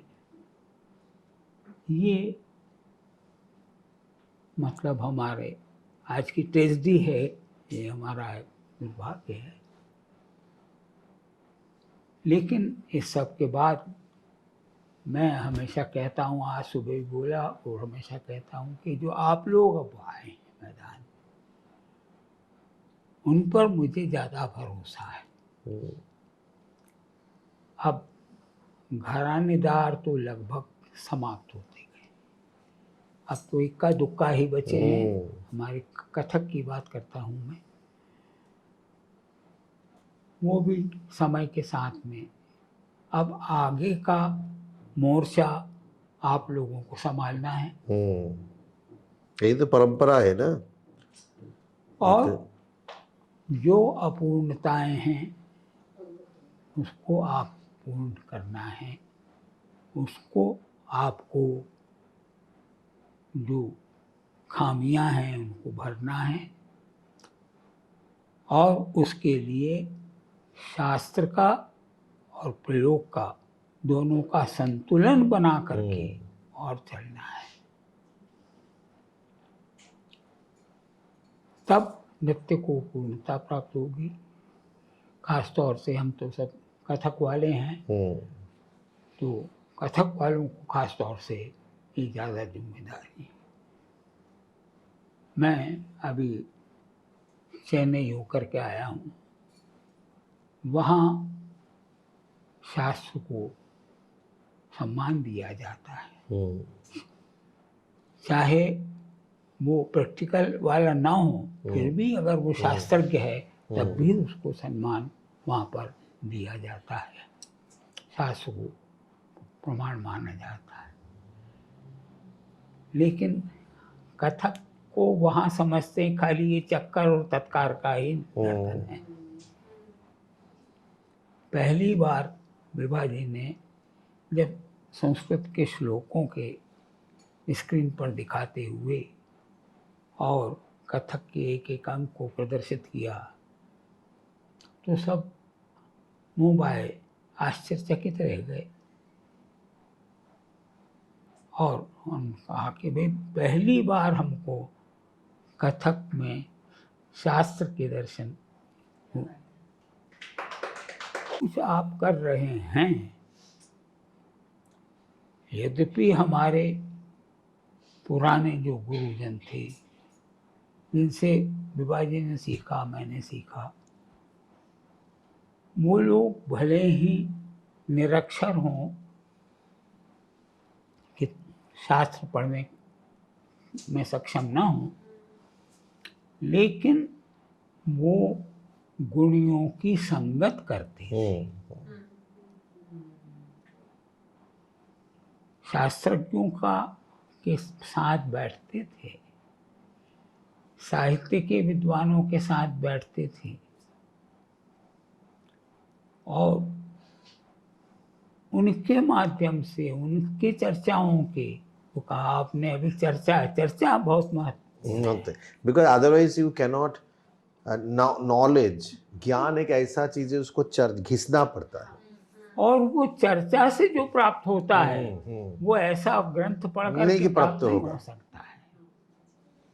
वो जो बहस होगी आज जैसे प्राप्त हुआ बाया और दक्षिण बाग का तत्व, तो ये तो बुक में है नहीं, हम कह दे सकते हैं। कोई भी बुक में, कभी शैव दर्शन का बुक पढ़ लीजिए, नहीं है, ये चर्चा से प्राप्त होता है। इसीलिए पहले जमाने में था ना शास्त्र चर्चा, वो था, उसको कहते थे, वो बोलिए परिषद, परिषद, उधर में शास्त्र चर्चा होगा।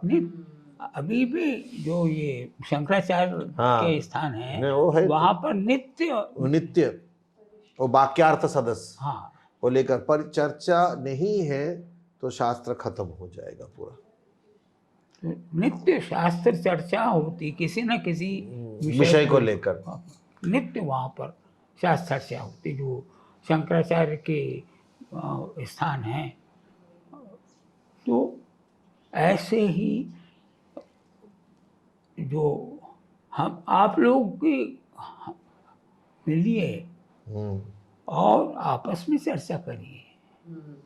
गुरुजी का जितना जो बुक है ना, वो तो पहले थोड़ा पढ़ लीजिए, और गुरुजी के पास आई, आप लोग तो इधर ही इनके साथ ही है, तो बुक पढ़ने के बाद हम ऐसे ही आए थे इनके पास, ठीक है। इन्होंने हमको बताए थे हम बुक लिखे हैं नाट्य शास्त्र के ऊपर, तो हम एक पहले दिन आकर बुक जेरोक्स ले गए, उसके बाद दूसरे दिन आए, उसके बाद तीसरे दिन आए, क्योंकि जो लिखे गए हैं उनके पास से ही आपको उसको आप्त करना है। तो आप लोग इसको ज़रूर कीजिए। तो आप जब तक आज की सभा का समापन, इस चर्चा का अंत यही है कि आप लोग सप्ताह में एक दिन कम से कम रविवार का दिन फिक्स कर लीजिए, छुट्टी का दिन। उस दिन 3 बजे हम मिलेंगे ही, 4 बजे हम मिलेंगे ही, और विषय तय कर लीजिए, उसको सब पढ़ करके आएँ, अपने अपने उस पर डिस्कशन करें, और उसमें से अगर कुछ ऐसा है जो आपके समझ में ना आया हो, उसको आप हमसे संपर्क करें।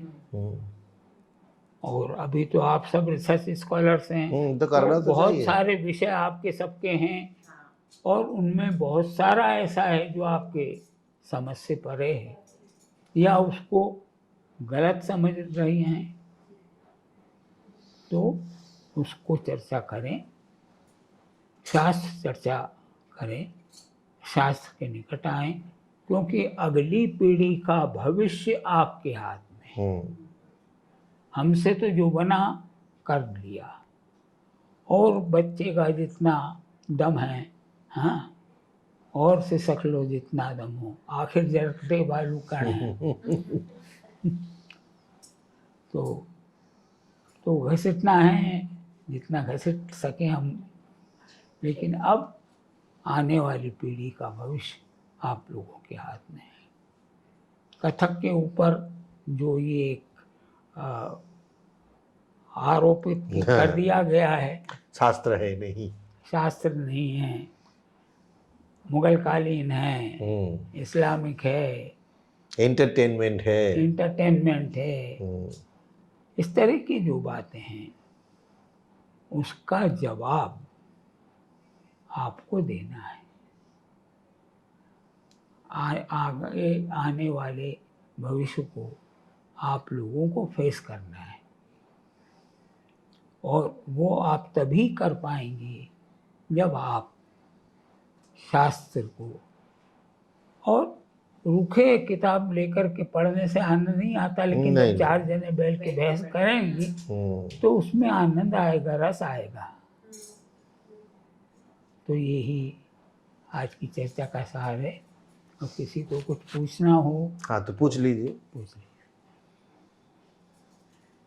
निसंकोच होकर के पूछिए। गुरुजी, मुझे ये पूछना था कि ये जो मतलब शब्दावली है नाट्य शास्त्र में हमें मिलती है, ये लुप्त कहाँ हुई? मतलब जैसे अभी हम चक्कर कहते हैं, हमारी लुप्त हो गया शब्द, तो ये क्यों हुआ? मतलब जबकि ग्रंथ तो हमारे पास मैन्युस्क्रिप्ट तो थी, ये चल रहा था, तो ये लुप्त क्यों हुई शब्दावली? ये तो लुप्त नहीं हुआ, जैसे माता जी ने बताया ना, वो सुबह में रूह, वो हमारे सुविधा के लिए देश भाषा में उसको कन्वर्ट कर दिया गया है, सुविधा के लिए। क्योंकि मध्य युग में 12th सेंचुरी से सभी राजाओं ने देश भाषा के स्क्रिप्ट और देश भाषा को डेवलप करने के लिए उन लोग प्रयत्न किया। एक काकतीय से शुरू हुआ और उन्होंने पहले उड़िया स्क्रिप्ट को डेवलप किया, ठीक है, भी थोड़ा पहले से ही हो गया, पहले से ही आ गया था।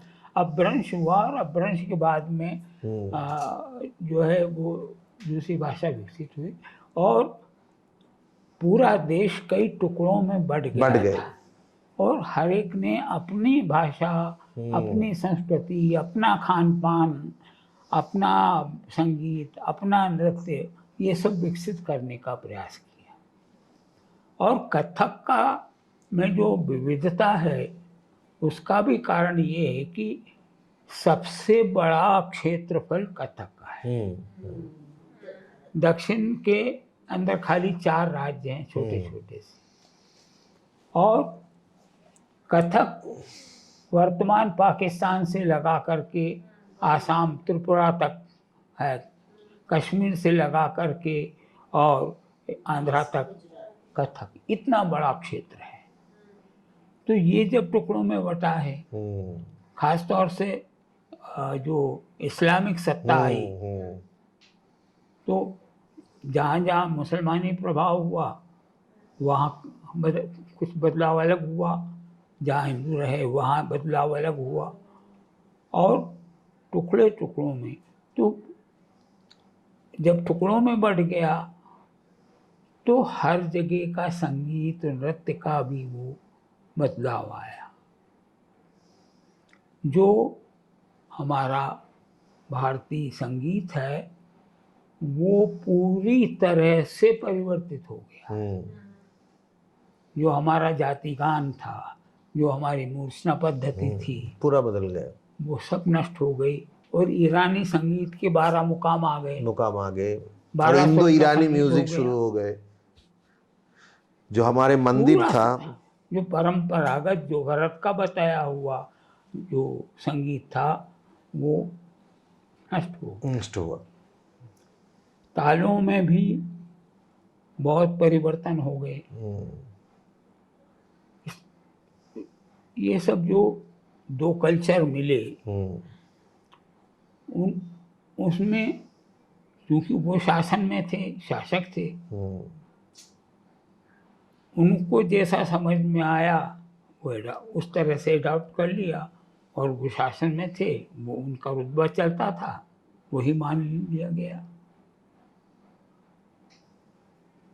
उसको बचाने के लिए सबसे ज़्यादा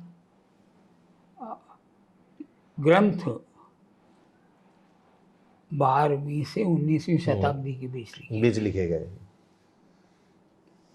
उसके पहले के खाली एक वो बृहद्देशी है, वो भी अपूर्ण है। हाँ, और नान्यदेव का भरत भाष्य, हाँ वो है। हाँ, भरत कोश वो महेंद्र विक्रम का, हाँ वो है।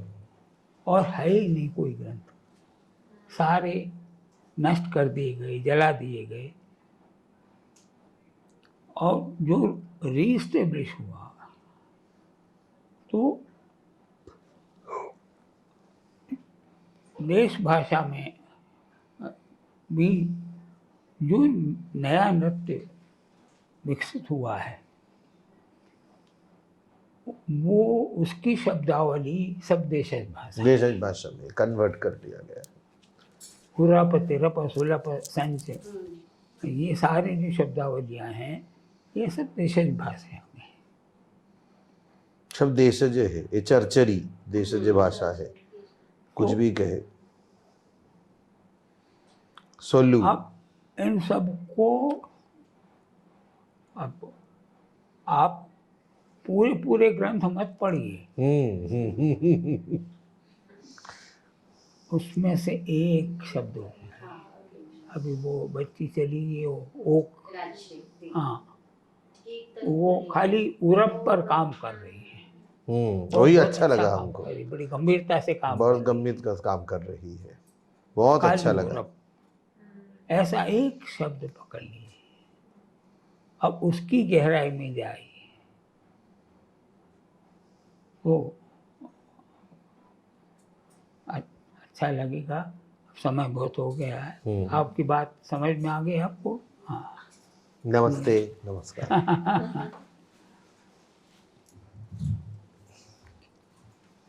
दोनों गुरुद्वय की चर्चा से आप लोग जरूर लाभान्वित हुए होंगे और आपके प्रश्न का भी उत्तर मिल गया। और वैसे मैं तालीम से जुड़ी हुई हूँ, आज से 60 साल पहले मैंने सीखा और मेरे गुरु उस समय 60 साल के थे, तो निश्चित है कि वो और 60 साल पुरानी चीजों को सुना होगा उन्होंने। यानी आज से 150 साल पुरानी बातों को मैंने अपने गुरु के मुख से सुना। तो जैसा आपका प्रश्न था, जो गुरु जी ने कहा उरप तिरप, तो उरप तिरप जो मिल रहे हैं वो भी इन 2-3 सालों में उनका भी नामकरण जो है सहज भाषाओं में हुआ है। अभी देशी राष्ट्रांग का जो मैंने अध्ययन किया और मैंने वो किया, उसमें मैंने आजकल जो परिभाषा दी जा रही है लक्षण देख के बताया है कि उरोंगण है, इसमें स्तन और वक्ष का संचालन होता है, जैसे कहते हैं धा धीम धी, यह क्रम से होता है, ये दोनों साथ साथ चलता है। तो ये जो उरोंगण है इससे हम कहते हैं मसक, मसक। सुलू को तो आप सभी जानते हैं, इसको भाषा में कहा जाता है महाराष्ट्र में डोल या झूमना। तो लुप्त नहीं हुआ है, ये लक्षण को पढ़ के आपको फिर से वो नाम स्थापित करना है, या वो पर्याय को आप अभी जोड़ लीजिए ताकि आपके विद्यार्थी जो है रोमन से जुड़ जाए, है ना। वैसे अंगहार, उरोंगन, आप वो लिंक देखिए, आपको उसमें से जो आप नाचते हैं वही चीज मिलेगी। हमको जिसने बुलाया था उसने भी जब ठाट किया था थे दत्ता, इसके बाद ता थे, बस ये बहुत क्षण मात्र के लिए किया था। तो मैंने उनको कहा देखो नेहा जी यही रोंगन है जिसको आपने केवल 4 मात्रा में लिया है, जिसको अभी हम क्या कह रहे हैं मसक, है ना। तो लुप्त नहीं हुआ है, उसका नामकरण फिर बदल गया है ना। तो ये तो आपको रिसर्च करना है आपकी तालीम से जो आपको गुरु से मिला है। और ये सौभाग्य की बात है कि मुझे मेरे 150 साल पुराने तालीम मिली है, क्योंकि मेरे गुरु कहते हैं ना कलाकार 3 तरह के होते हैं, जो संवाहित करके लाते हैं एज इट इज, एक जो है अपना क्रिएशन करके रचनात्मकता लेके आते हैं, और कुछ रचनात्मकता के चक्कर में प्राचीन और उसको डिस्ट्रॉय कर देते हैं। तो ये जो श्रेणी है ये खतरनाक है, आखिरी वाली, है ना। तो आप लोग शायद दूसरी श्रेणी में आ जाएंगे यदि आपने शास्त्र का अध्ययन नहीं किया, है ना। तो बहुत बहुत आप लोगों को मैं धन्यवाद तो नहीं आशीर्वाद दूंगी, और आप लोग ऐसी चर्चा से लाभान्वित होकर इस तरह से सोचिए। आज का सत्र कल फिर चर्चा करेंगे। कल आप लोग का पेपर वाचन है, पेपर वाचन में आज जो हम लोग ने महसूस किया और हमने जो ऑफलाइन घर में जो हमने चर्चा की, उससे ये मालूम हुआ कि शोध ग्रंथ लिखना और शोध पत्र लिखना इसमें बहुत अंतर है। काफी लोगों ने बहुत अच्छा किया। शोध पत्र क्या होता है ये आप कल गुरुओं से प्रश्न करें, मेरा भी ये प्रश्न है कि ये आप इनको बताएं कि शोध पत्र वाचन और शोध ग्रंथ उसमें से आप सिनॉप्सिस बना लेते हैं, तो ये होता है कि वो बीच में ऐसा लगता है इनकम्प्लीट, इसलिए एक पक्ष को लीजिए, उसको आप डेवलप कीजिए, है ना। तो वो कहलाता शोध पत्र। बहुत अच्छी बात है। कुछ आज के बच्चों का बहुत अच्छा था, मैंने आपको कहा भी कि इनका कंप्लीट है, और कुछ ने ये चीज महसूस की कि गुरुमा भी हमको और सीखना है। तो कल गुरुदेव से मैं यही कहूंगी कि ये 2 पॉइंट को हमारे विद्यार्थियों को बताए कि शोध पत्र कैसे लिखा जाए और शोध ग्रंथ और उनमें क्या अंतर है। इसी के साथ आज का सेशन हम समाप्त करते हैं। सबको बहुत बहुत शुभाशीष, बधाई और कामना करते हैं। धन्यवाद।